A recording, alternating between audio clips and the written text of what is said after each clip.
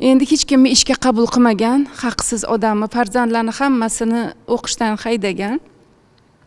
Lekin bir amakimiz, Badriddinxon amakimiz Boboxon familiyani Babayev qilib, o'sha jiyanlarni, ukalarni o'qishga joylagan ekanlar. O'zlari zavodga ishga kirib, o'sha oilani ta'minoti bilan shug'ullangan ekanlar. Endi bu farzandlarning ichida, buvamni farzandlarining ichida Zayniddinxon amakimlar, ukalari Hasanxon qori amakini Sibirga jo'natgan. Ular Uday shahrida o'sha yerda otib tashlagan 38-yilda. Endi bularning ichida o'qimishlisi mana adamlar, Ziyovuddinxon adamlar bo'lganlari uchun ularni otamlar yaqinlarini yig'ib aytgan ekanlarki, qorini ehtiyot qilinglar, hali millatga ko'p kerak bo'ladi degan ekanlar, bir bashorat qilgan ekanlar.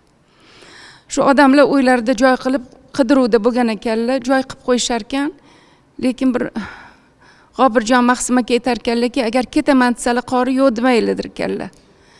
Qizlari gapirib berdi, ketlaridan 4 ta odam qidirib kelgan.